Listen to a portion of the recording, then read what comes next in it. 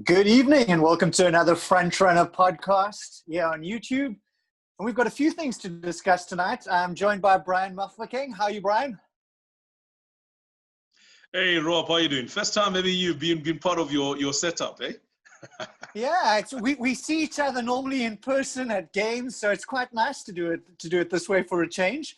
And we've got a few things to discuss this evening. Obviously, Molefi Ntseki named the Bafana Bafana squad last night. And then news in today is that CAS have upheld Kaizer Chiefs' ban. And while we're talking about that, we've also got the Kaizer Chiefs lineups for this evening and a few interesting things happening there as well. So, Brian, but let's start with Bafana. What do you make of the squad? Did you expect the changes that Molefi made? I mean, if you remember when he announced the squad previously for the matches that South Africa played against Namibia and Zambia, a lot of people were very unhappy with the fact that Mokotjo was in there, that Zungu wasn't part of the team.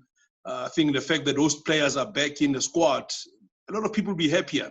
I believe that, if you look at through the balance of play and what he wants to achieve going forward, I believe it's a well-rounded up squad, so we should be able to do very well with the squad. It's also interesting. Let's just start with some of the positions and let's talk about one of the more polarizing players on the team. Somebody who's been a hero for many, but at the moment when he got selected, a lot of people were surprised. That's Itumeleng Khune.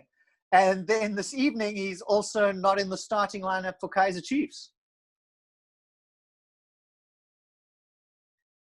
Let's talk about Itumeleng Khune. I think the coach, when he announced the squad yesterday, made it clear that he needed some experienced players to be part of the squad. And if you look at Itumeleng Khune, he's the most experienced goalkeeper we have in the country at the moment. And I mean, if you look at Ronan Williams, Darren Keat have done very well in the squad. But, sometimes you don't need a player to be able to play. You need him to be part of the squad for him just to really be able to encourage the other players to do well. And I believe that, as a player, Khune has a huge influence in the team dressing room. So you need a senior player like him in the squad. As to whether he can play or not, I'm not too sure, but I believe that you just need his presence in the squad to be able to advise some of the younger players in the squad. Well, if you look at it, both Ronan Williams and Darren Keat have been backups to Itumeleng over the years. And it is maybe a case of kind of passing the baton on, having him around. Also, the fact is that a lot of the players who are in the Bafana squad haven't necessarily experienced the AFCON qualifiers and things like that. But what does it say again now that he's not in the Chiefs starting lineup? Do you think it should be a prerequisite that players are playing regularly? I think if you look at the fact that Chiefs has a derby over the weekend against Orlando Pirates, you can't run away from that. You'll see the Pirates lineup tomorrow also. We'll have a lot of changes ahead of the derby over the weekend because as a coach, you know what you need to do. You win a derby, that buys you some time. And also, if you look at the fact that you also have the result coming from CAS, it does bode very well for Chiefs to say, you need to try and use as many of the players that you have around to make sure that you cover for the likes of Khune should they not be available, should they get injured. You don't want to throw any player into the deep end and bring them into the fold. You mentioned something very important about most of the players having not played in the qualifiers of the AFCON or even also been part of the AFCON team. So, those players that have been there, your Hlachwayos who have been there already, Andile Jalis, your Tembazwani, Itumeleng Khune, they will come in handy to explain to the players what needs to be done. Khune has been there, has got a baptism of fire when he played against Islanders. You all know what happened in Mauritania. So he will tell them that you cannot come here and be complacent. Let's focus. Let's try and win a game. Let's try and take it one game at a time. We've also got one or two new faces in the squad. First of all, let's start with the Uncapped Rushine De Reuck, PSL's defender of the season. I think a lot of people were surprised that he wasn't part of the friendlies last month or earlier in October. Do you think it's good to see him get a chance now? It is indeed. He's been one of the most outstanding players. The fact that he even got the defender of the season just shows how he has grown in leaps and bounces as a player. And I believe that if you look at the way the Maritzburg United team is set up, he's a key player in the defense of Maritzburg United. Yes, they didn't do very well in the bubble. They lost their game against Baroka. They lost against Chiefs as well. But he's always been a pillar of strength in the defense of Maritzburg United. And it is very good to see him given a chance into the Bafana fold. In one of the last podcasts, Visa and I discussed how important or how much we love the left backs over the years. Your David Nyatis, your Jacob Legetos, Bradley Carnell, Tsepo Masilela. And it has been a problem position over the past few years. And now we've got Lyle Lakay being called up. Technically, it's almost like a first cap for him. I think 5 years ago he played Chan games against Angola, but that's his only international experience. What do you think of the call-up? And I personally think that Lyle could end up cementing his place in the team. He's that type of player and that type of competitor. But what do you make of that call-up? I believe Lyle Lakay gives you an impetus. When you go forward, the current fullbacks should be able to run on the lines and the channels and get whipping the crosses. Lyle Lakay brings you exactly that. In a dead ball situation, he's always going to be the guy to go to for dead ball situation. And the fact that he's coming from a team that just want to travel, you can never overlook that. He's scored some crucial goals for Sundowns. He's been a very competitive player to look at. I believe the left back department is going to be rich in a very short period of time. If you look at the player like Sfisongobeni, he's doing very well at Bloemfontein Celtic. Give him another year or so. He needs to be part of the Bafana fold, I believe, in the next matches that are coming up. Maybe even if he doesn't play, but just be part of the squad to understand the philosophy, understand where the team is going. He'll be able to learn a lot and gain a lot of experience from that.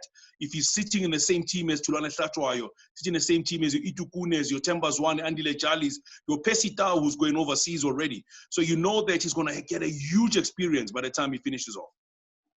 You kind of touched on the midfield already by mentioning Zungu, Serero, Mokotjo, and of course Dean Furman also called back.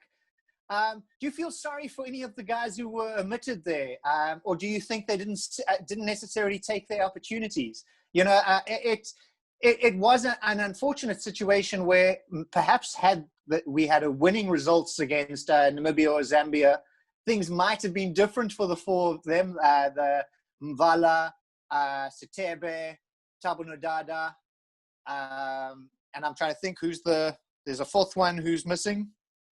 But there was also Chitolo who came on there. Gladwin Chitolo. Do you feel sorry for any of those guys, or do you think they didn't necessarily seize their opportunity last time out? Rob, you need to be very honest. I mean, if you play a friendly game, what you want to see as a coach is to try different combinations. And I think Molefi Ntseki was very clear on that. Hence, we saw Pete playing his first game in the first match against Namibia. And we had Luther Singh starting in that game, where Luther Singh came in as a sub in the second game against the Zambians. We had a player like Mvala coming in, Mvala starting in that game also. And eventually, so Misabicho Notata had 90 minutes in that encounter, Kutumele that ran in also. So if you look at those players, some of them did not really left that game having made some crucial mistakes. And that shows that there's still a lot of work to be done for them to grow and be at the level where they can play international football regularly. I mean, the mistake that Novala made when they played against Zambia, that resulted in a goal, we can't overlook that, But the fact that he's at Sundowns, hasn't been able to play at Sundowns yet, how do you call him back into the squad and he's not been able to play in his new team? So that's another problem that you have. Notata is a regular Cape Town TTFC, but you are now thinking, I need to stabilize the middle of the park. I need to bring a player that I know can be able to fight and do very well. Hence, Dean Furman is in the squad. A lot of people asking that he's playing in the third tier in England. Why is he coming back to South Africa? But you know what Dean Furman can bring you on a field of play. When you need someone who can cover for the likes of Andile Jali, if he needs to be a creative player. Theo Mukwena can bring you something. Zungu is also a capable player. So we have a lot of left-footed players in the middle of the park who will be able to take us forward every now and then. I believe Lyle Lakay, his main role when he gets into the team, won't be to overlap. It will be more to actually cover the back. And then up front, just the one change, Bradley Grobler in basically for Lyle Foster, who was a late replacement himself. Bradley's been in brilliant form over the past few months and picked up straight away. We need goals. We need people who are scoring goals. As much as Lyle Foster is part of the future, Bradley's the present. When you look at Bradley Grobler, I believe when Molefi Ntseki took the squad that played against Namibia and Zambia, he was trying to bring in some new blood into the team. But you already knew his key players for the squad going forward. Hence, Bradley Grobler was not called up for the team because he didn't need a look in. look into, you know. Kemet Erasmus has been away for a while, hence he was brought into the squad to play in the squad that played against Namibia and Zambia. A player like Andile Jali, out injured most of the time, didn't get much game time at Sundowns. You had to bring him in slowly into the team eventually as he played. Serero doing very well at Al Jazeera also, hence he's part of the squad. So you can see this is the cream of Bafana Bafana players. This is where the squad is going to be dominated from. If you want to be part of Bafana, you need to oust any of the players that are there already now for you to be able to make the team. I feel sad for Lyle Foster because I believe he's such a beefy, a good player. You know, PT got injured in the first minute of that game where it is first start for South Africa, and, you know, he's not part of the squad now. But, I mean, if you look at him, I believe there is still a space for him. He can come back and still give us what we need going forward. Luther Singh has proven himself over and over again. So competition is very tight at Bafana level. You know, it's not going to be easy for people just to waltz into the team and waltz out. So you need to work very hard for me to be part of the team. And let's just wrap up Bafana. It's obviously a tough year. There's no more experimenting. It's unfortunate for a player like Kurt Abrahams, who we never got to see come down because of the COVID-19, and unfortunately he was in quarantine. Are there any players that you think that could still make a push? Someone like Rivaldo Kutsia at Sundowns, obviously been a big part of Bafana, but hasn't been for the past 3 years. Are there any players like that who you think could be knocking on the door?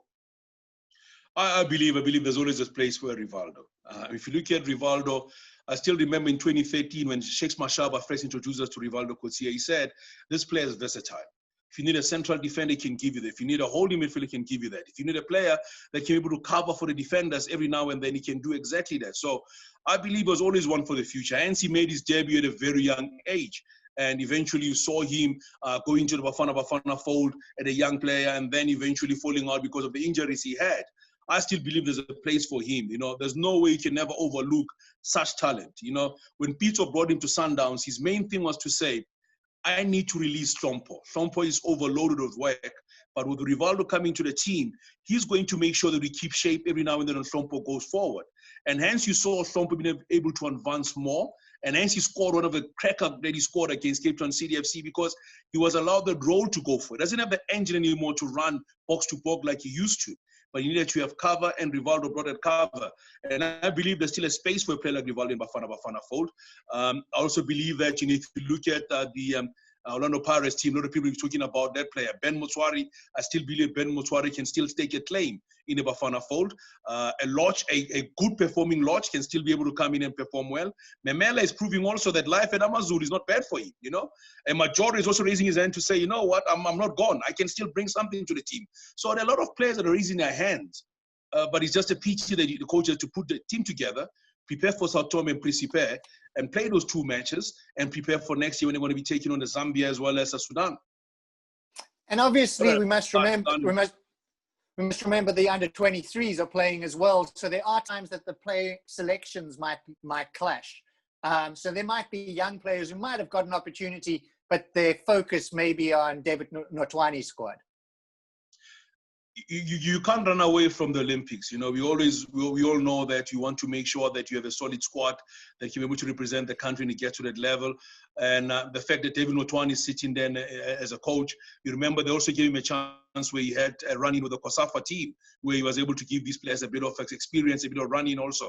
So some of these players that we have in this Bafana fold, we could see them in the Olympic team, you know, if we get to the, you know, so there's still a lot of football to be played. And the fact that one thing that we also tend to forget is that before Bafana played the 2 friendlies against Namibia and Zambia, it had been a year since they last played a game. So there was always going to be some problems when a team start playing together for the first time, especially the number of debutants that were brought into the squad also, and the changes that we made also in the squad, and also new climate, playing without fans. All those new things we also need to, to think about those when we start criticizing the team.